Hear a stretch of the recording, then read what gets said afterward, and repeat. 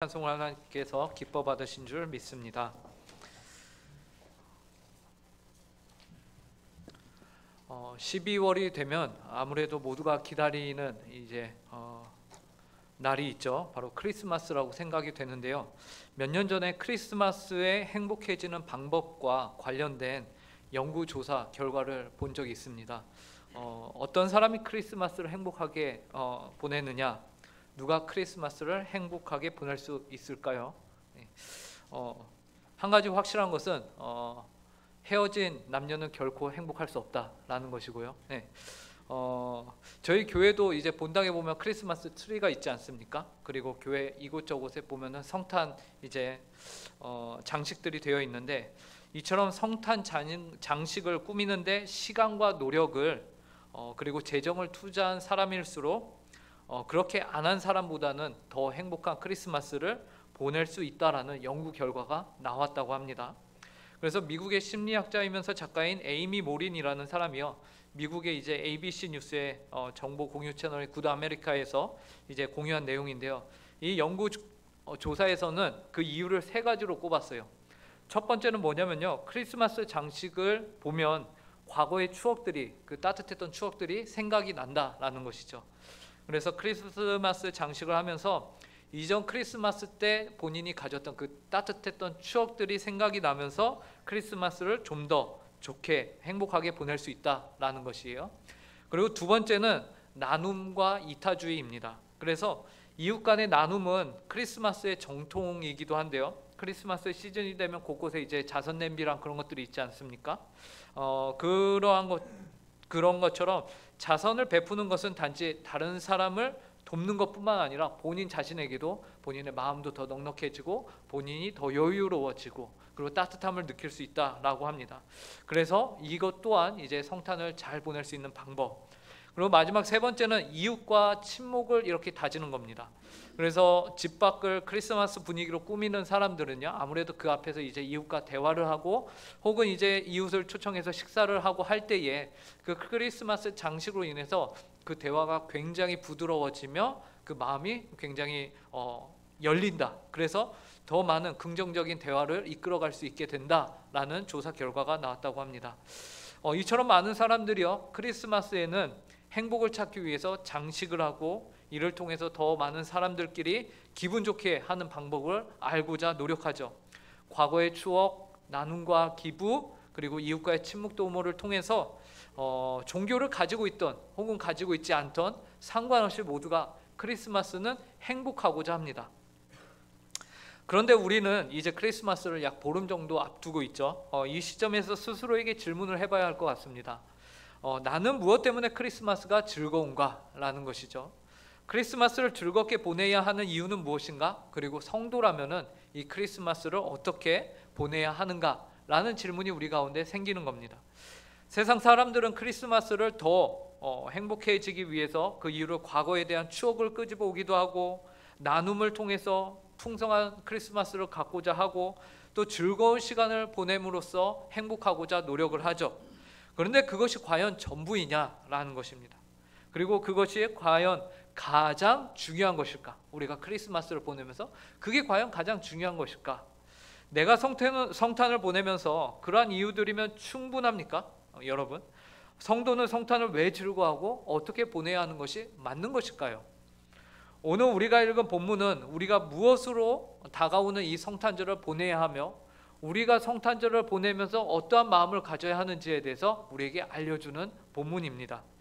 바라기는 오늘 본문을 통해서 하나님이 우리에게 요구하시는 성탄절의 의미를 다시금 깊이 새기는 시간이 될 수 있길 바랍니다. 우선 마태복음의 저자인 마태는요, 우리에게 예수 그리스도의 탄생을 기록하면서 예수 그리스도의 계보를 먼저 소개하고 있죠. 그래서 본문 1절을 보시면 이렇게 말합니다. 아브라함과 다윗의 자손 예수 그리스도의 계보라. 마태는 유대인들의 조상 중에서 가장 위대한 두 사람을 거론하면서 예수 그리스도의 계보를 설명하고 있습니다. 여기서 예수 그리스도의 계보라 함은 예수님이 이 땅에 역사적으로 오셨다라는 것을 의미하며 예수 그리스도의 탄생을 의미하는 것이죠. 그러면 그리스도의 오심을 위한 구약의 유명한 두 인물 누구였습니까? 아브라함 그리고 다윗. 아브라함은 유대인들의 조상이죠. 유대인들의 시작이기도 합니다. 역사 가운데 가장 위대한 왕을 뽑으라고 하면은 또한 다윗입니다. 이 아브라함과 다윗은 교회를 다니던 다니지 않던 모든 사람들이 알고 있을 만큼 유명한 인물들입니다. 그러므로 우리는 이 예수 그리스도의 탄생하심과 관련해서 어떤 인상을 받게 될까요? 실로 엄청난 태어나심이구나, 탄생이구나. 왜요? 아브라함도 다윗도 모두 이 예수 그리스도를 지지하고 있기 때문에 그렇죠.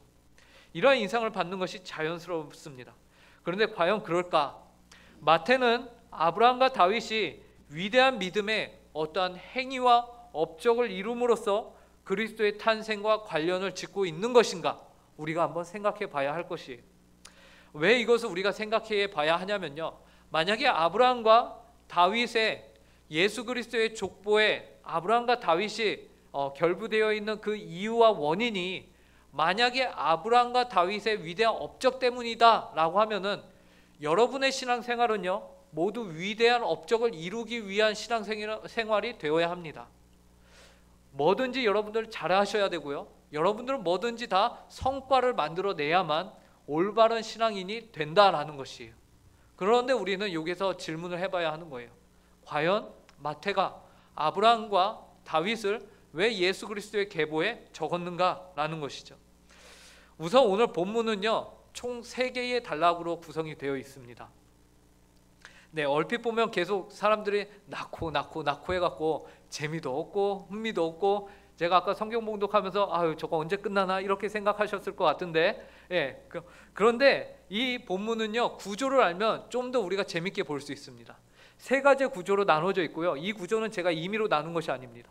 성경이 스스로 이 구조를 나눠주고 계세요. 17절을 한번 보실까요? 17절에서 저희가 함께 읽겠습니다. 그런즉 시작. 그런즉 모든 대수가 아브라함부터 다윗까지 연례되요, 다윗부터 바벨론으로 사로잡혀갈 때까지 연례되요, 바벨론으로 사로잡혀간 후부터 그리스도까지 연례되더라. 이처럼 연례대씩 3번을 쪼개서 3단락으로 구분을 하고 있는 것이죠.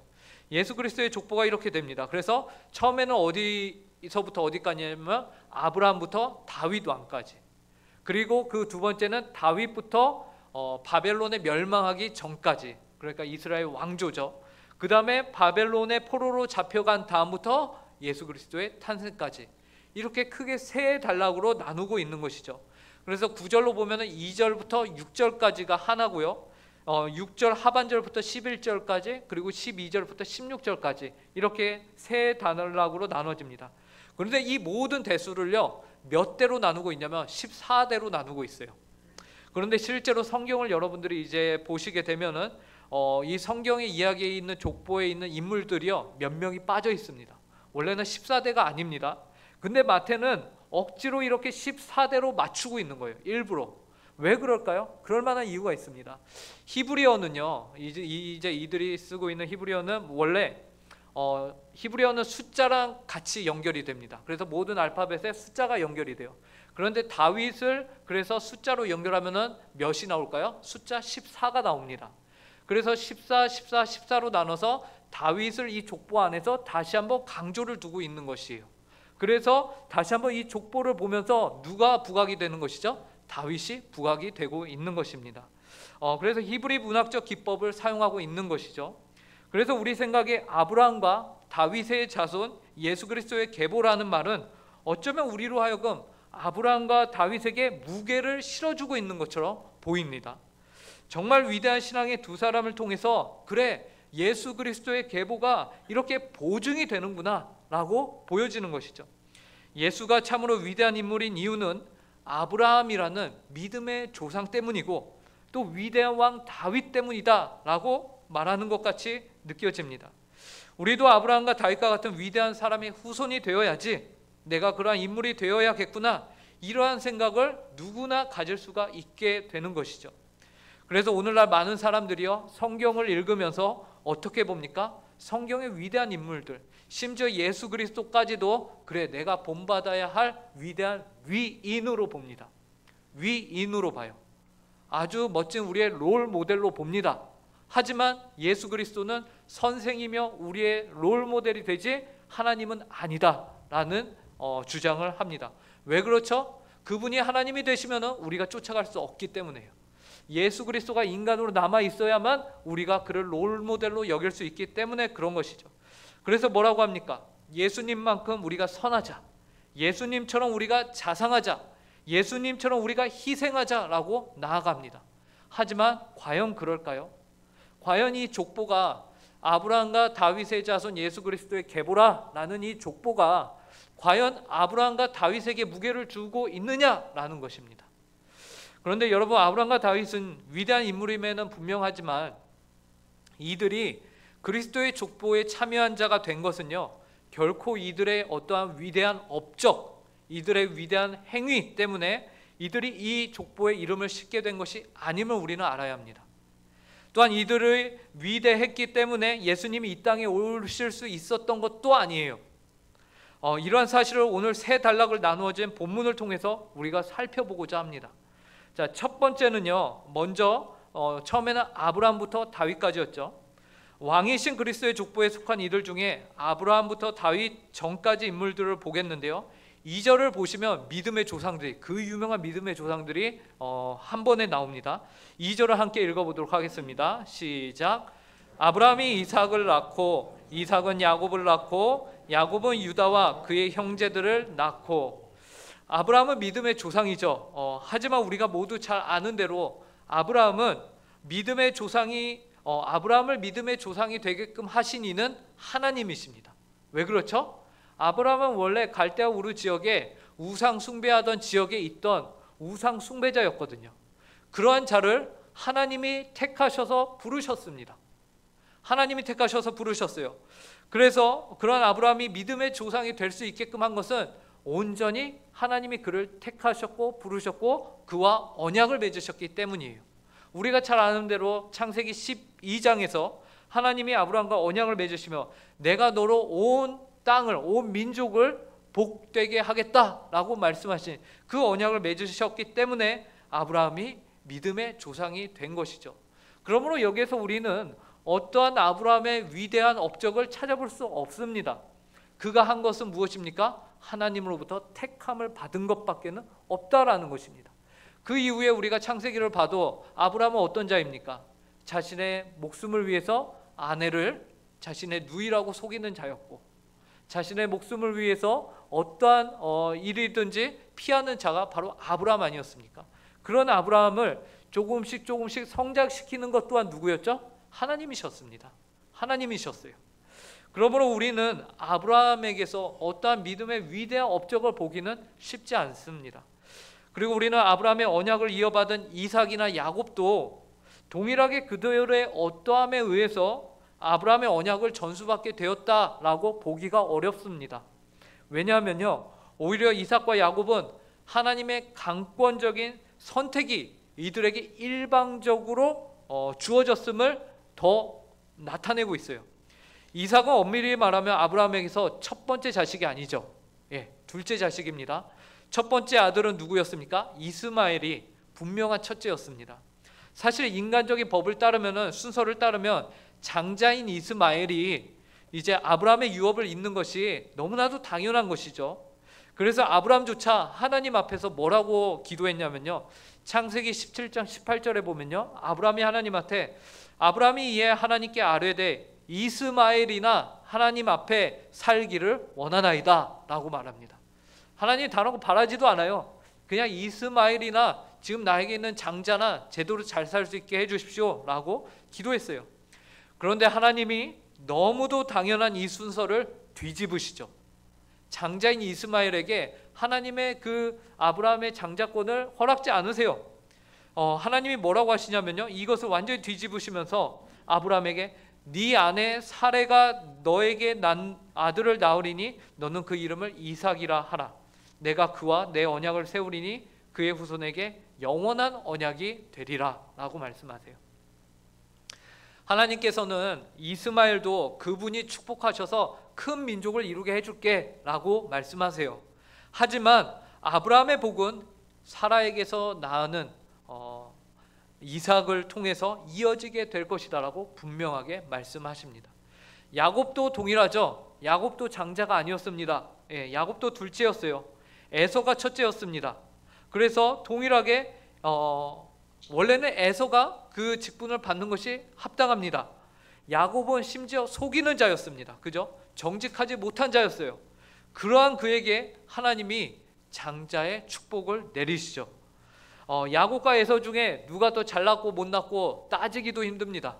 한 명 욕을 할 뻔했네요. 한 놈이라고. 한 명은 속이기에 급급하고 또 한 사람은 장자의 직분을 아주 소홀히 여기고 누가 뭐 잘났다 못났다 따지기도 어렵습니다. 그런데 형을 속인 자, 그에게 장자의 직분을 하나님이 주시죠. 어떠한 위대한 업적을 찾아볼 수가 없습니다. 부족함만 보이는 것이죠. 그런데 거기서 거긴 이들 가운데 하나님이 야곱을 선택하셨습니다. 그 외에는 다르게 설명이 되지가 않습니다. 하나님의 주권이 강조가 되는 것이에요. 그리고 야곱을 이어 12아들이 있었는데 그 중에서 누가 이제 이 족보에 들어옵니까? 유다가 들어오죠. 그런데 유다는 어떠한 사람이냐? 사람들 몰래 자신의 와이프가 죽은 다음에 사람들 몰래 창녀를 사서 자신의 욕정을 풀고자 했던 사람입니다. 그러한 유다의 상대가 누구였습니까? 애처롭게도 자신의 며느리인 다말이었어요. 그래서 다말, 아브라함과 다윗의 자손 예수 그리스도의 계보에 등장하는 다말 3절에 나오죠. 유다는 다말에게서 베레스와 세라를 낳고, 여기서 유다는 다말에게서, 이 다말은 와이프가 아니었습니다. 아내가 아니었어요. 누구였습니까? 며느리였습니다. 그런데 예수 그리스도의 족보에 이 두 사람이 또 올라가게 되는 것입니다. 이처럼 아브라함을 시작해서 믿음의 조상들이라는 이들에게 결코 선한 모습, 완전하며 온전한 모습은 볼 수가 없었습니다. 오히려 인간적이며 부족한 모습들을 우리가 계속해서 발견하게 되는 것이죠. 이것이 바로 이 세상의 참 왕으로 오신 예수 그리스도의 계보, 왕의 족보에 참여한 자들의 솔직한 모습인 것이에요. 그뿐만이 아니라 이미 여러분들이 수도 없이 많이 들어서 잘 알고 계시죠. 이 족보에는, 당대의 족보에서는 보기 힘든 이름들이 들어가 있어요. 누구의 이름들입니까? 여성들의 이름이 들어가 있습니다. 당대의 여성은 이제 인구수에 추가도 되지 않고 재산을 물려받을 수도 없는 그런 위치적 신분이었는데, 이 예수 그리스도의 족보에는요 3절에 다말이 등장하고 5절에 라합이 등장합니다. 라합은 또한 기생이었으며 이방 민족의 여성이었죠. 그리고 룻도 등장을 합니다. 룻은 모압 여인이었습니다. 이처럼 그냥 여인도 아니고 그 인생의 결점이 많은 여성들의 이름이 아브라함과 다윗의 자손 예수 그리스도의 계보에 모두 다 들어가 있다라는 것, 결코 왕의 족보에 들어가기 위한 자격이 갖춰지지 않은 이들이 이토록 많이, 어쩜 이렇게 이러한 사람들만 모아둘 수 있을까 싶을 정도로 예수 그리스도의 족보에는 이러한 사람들로 구성이 되어 있습니다. 이러한 족보를 보면 오히려 우리 스스로도 자신감이 생기지 않습니까? 이 정도면 나도 들어가겠다, 이런 생각이 우리 가운데 들지 않습니까? 만약 세상의 족보였다면, 여러분 생각해 보십시오. 만약에 진짜 이 세상의 왕들의 족보였다면 이러한 결점이 있는 사람들 족보에 그대로 뒀을까요?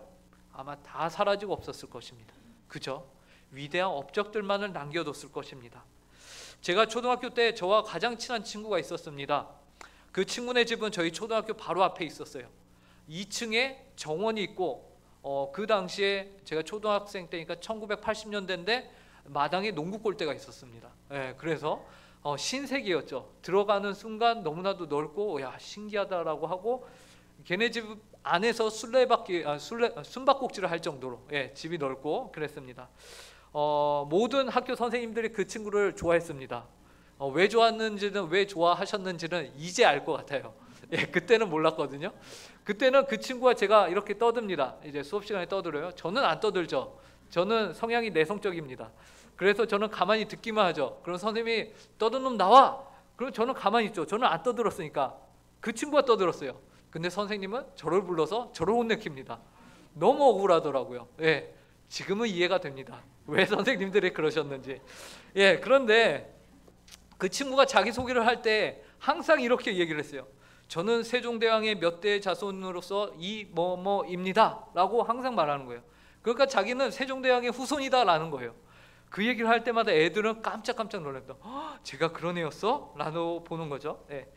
이처럼 인간의 족보는요, 그 족보가 누구의 족보냐에 따라서 자신의 가치를 가늠하게 만듭니다. 그렇기 때문에 흠집을 없앱니다. 자랑스러워합니다. 그 족보가 곧 나의 자랑이 되고 그 족보를 자신의 어떠한 힘으로 사용하기도 하는 것이죠. 어떻게 조상들 중에 문제가 없는 이가 아무도 없을 수 있는 것인가? 예, 신기할 정도죠. 자, 아브라함 아래로 몇 세대만 그러느냐? 결코 그렇지 않습니다. 예수 그리스도의 세상의 족보는 그렇게 흠이 하나도 없는데 예수 그리스도의 족보는 어쩜 이렇게 흠이 많을까? 근데 아브라함 아래로 몇 세대만 그런 것이 아니에요. 그리스도의 계보 중에 총 세 단계로 저희가 나눴는데, 두 번째는 이제 다윗부터 그 다윗 왕조에 대한 족보거든요. 근데 다윗은 아브라함과 다윗의 자손 예수 그리스도의 계보라 할 만큼 위대한 왕입니다. 그래서 그런지 이 다윗에게만 오늘 족보 가운데 다윗 뒤로는 전부 다 왕일 거 아니에요, 그죠? 왕의 아들들이니까. 근데 왕이라는 이 수식어는 다윗에게만 사용이 되고 있어요. 한번 보시죠. 6절을 보시면 이렇게 말합니다. 6절 함께 읽어보도록 하겠습니다. 시작. 이새는 다윗 왕을 낳으니라. 다윗은 우리아의 아내에게서 솔로몬을 낳고. 두 번째 달라고 왕들의 명단임에도 불구하고 신기한 것은 오직 다윗에게만 왕이라는 수식어를 쓰고 있다라는 것이죠. 솔로몬도 왕이었습니다. 하지만 솔로몬을 낳았고, 그의 아들 르호보암도 왕이었습니다. 하지만 왕이라는 표현을 쓰고 있지 않아요. 그냥 르호보암이라고만 말하죠. 왜 다윗에게만 왕이라는 호칭을 쓰고 있느냐? 다윗이 그만큼 위대했기 때문입니다. 그러면 다윗이 다른 왕들과 다른 점은 무엇이었을까요? 다윗의 우월한 점은 아브라함과 동일합니다. 단 한 가지예요. 그것이 무엇일까요? 하나님과 직접 언약을 세운 자입니다. 아브라함도요, 하나님과 직접 언약을 맺었죠. 그런데 다윗도요, 수많은 왕들 중에서 하나님이 다윗과 직접 언약을 맺은 왕입니다. 사무엘하 7장 13절을 함께 읽어보도록 하겠습니다. 시작. 그는 내 이름을 위하여 집을 건축할 것이요 나는 그의 나라 왕위를 영원히 견고하게 하리라. 16절도 읽겠습니다. 내 집과 내 나라가 내 앞에서 영원히 보존되고 내 왕위가 영원히 견고하리라 하셨다 하라. 이러한 언약을 하나님께서 다윗과 맺으셨기 때문에 다윗에게는 특별하게 왕이라는 호칭을 사용하고 있는 것이죠. 그래서 여기까지는 인정을 우리가 합니다. 그래서 어떻게 보면 다윗은 분명 위대한 위치와 지위에 있음에 분명해요. 우리로 하여금 그래서 다윗의 이러한 위대함을 우리가 노력해서 쫓아가야지, 우리도 다윗 왕과 같이 위대한 업적을 이뤄야지, 이런 식으로 이런 방향으로 우리가 나아가선 안 된다라는 것입니다. 마태가 다윗을 왕이라고 표현한 것은 그가 하나님과 언약을 맺은 하나님께 선택된 자이기 때문이지 그의 어떠한 위대한 업적을 말하고 있잖아요. 그것을 우리가 어떻게 하냐? 바로 6절에서 그것을 드러내고 있습니다. 6절을 저희가 다시 한번 볼까요? 6절 다시 한번 읽겠습니다. 시작. 이새는 다윗 왕을 낳으니라. 다윗은 우리아의 아내에게서 솔로몬을 낳고. 다윗이 누구에게서 솔로몬을 낳는다고 성경이 말합니까? 6절에 보니까 우리아의 아내. 솔로몬의 어머니의 이름이 무엇이죠? 밧세바거든요. 근데 밧세바라는 글자를 마태는 기록하고 있지 않습니다. 대신에 누구를 기록합니까? 우리아의 아내를 기록하고 있죠. 이 말은 무엇이죠? 다윗은 남자의 아내에게서 그 아들을 낳은 자다라는 것을 그의 족보에 기록하고 있는 것입니다. 이 족보가 오늘날까지 이어지고 있는데 다윗은 어떠한 자임을 밝히고 있는 것이죠? 부정한 자임을 밝히고 있는 것이에요. 다윗의 이러한 사실을 하나님께서는 결코 잊지 않으시고 족보에 기록을 하실 정도입니다. 왜 이렇게 기록을 하셨을까요?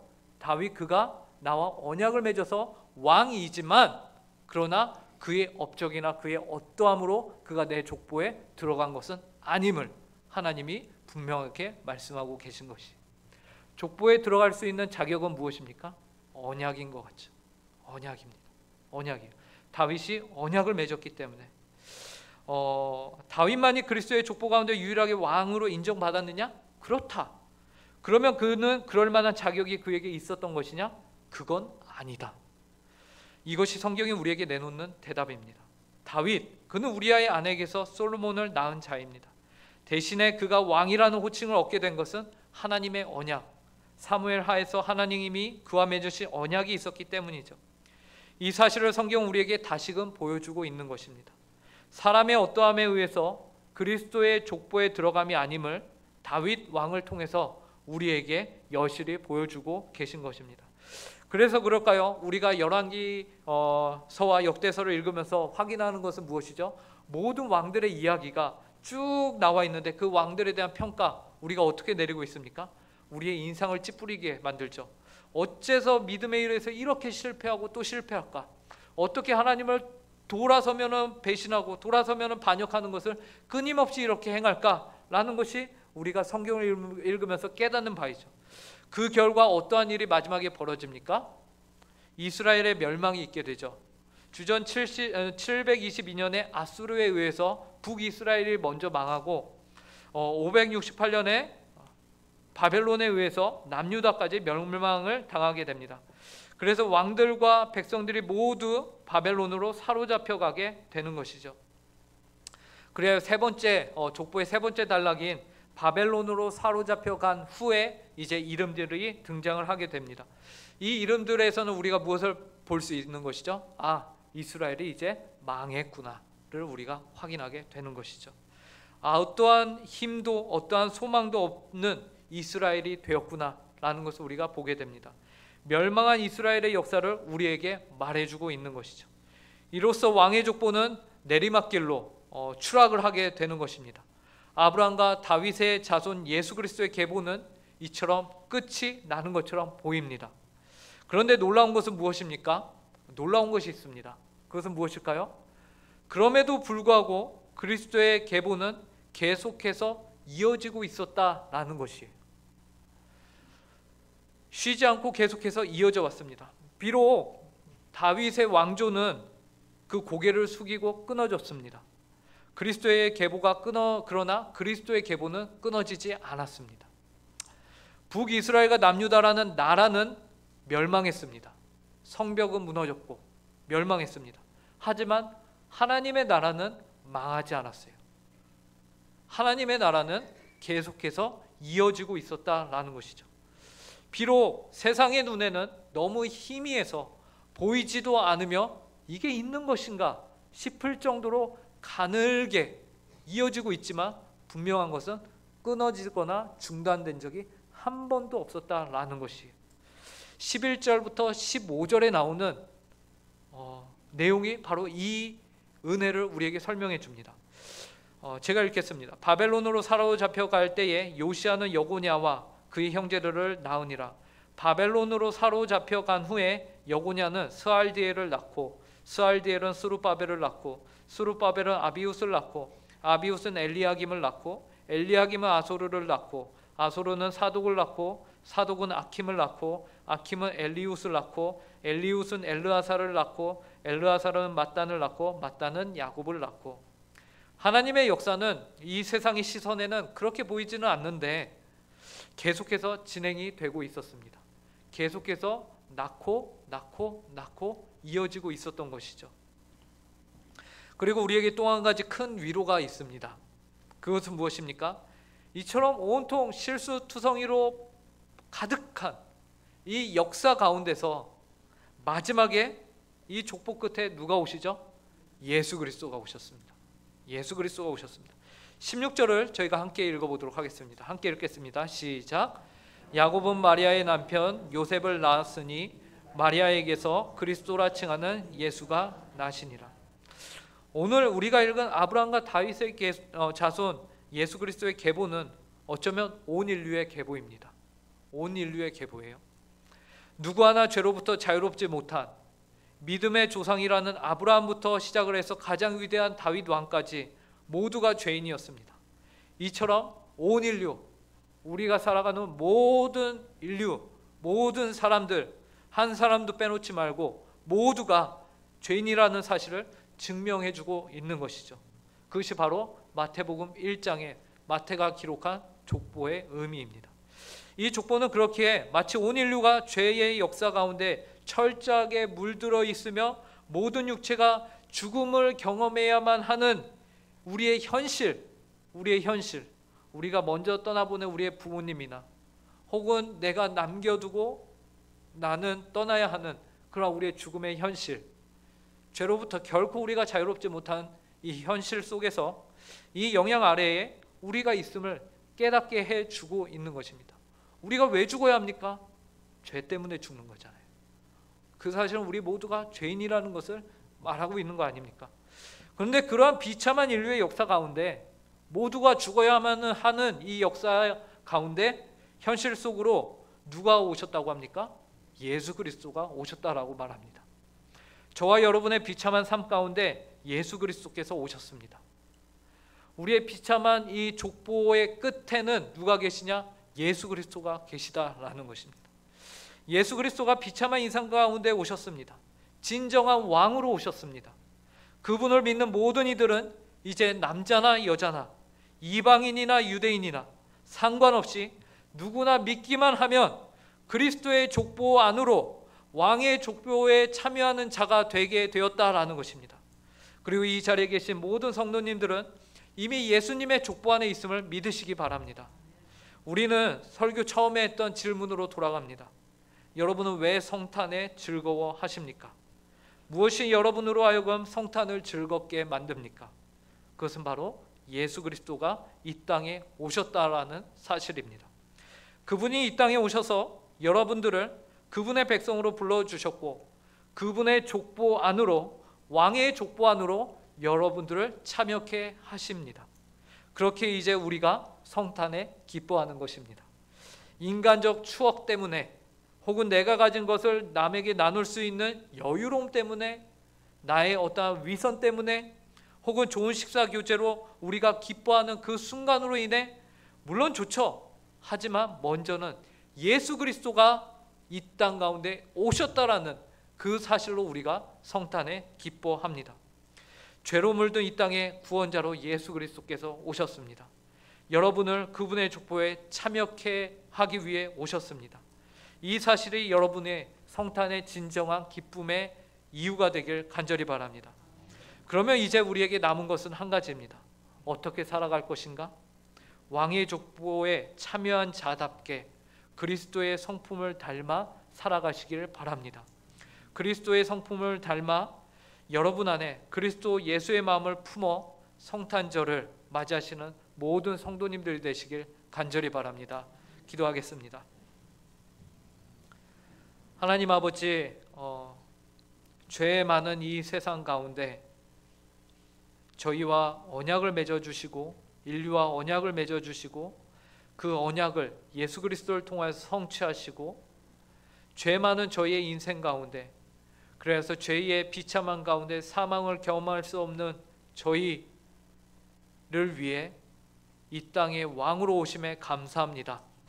하나님 또한 저희를 예수 그리스도의 족보 가운데 동참케 하여 주심에 감사합니다. 너무나도 부족하고 여전히 연약하고, 그래야 해서 성경에 나온 수많은 왕들과 수많은 인물들과 같이 저희는 계속해서 넘어지고 쓰러지는 그러한 존재들임을 주님 앞에 고백합니다. 하나님, 그러나 그러한 저희를 긍휼히 여겨주시고 매 순간 저희가 예수 그리스도의 보혈을 의지하고 매 순간 주님만을 의지하고 주님의 긍휼히 여기심만을 저희가 붙잡고 하나님 아버지께 기도하고 간구하는 모든 성도를 되게 하여 주시옵소서. 이러한 귀한 은혜를 주시기 위해 저희 이 땅 가운데 예수 그리스도를 보내셨고 주님께서 오셨습니다. 그 일을 저희가 기념하며 성탄절을 기대하게 하시고, 이 성탄절에 저희가 기쁜 이유가 예수 그리스도께서 우리 가운데 오셨다라는 임마누엘의 하나님에 대한 고백이 넘치는 성탄절이 될 수 있도록 함께하여 주시옵소서. 감사하며 이 모든 말씀 예수님의 이름으로 기도합니다.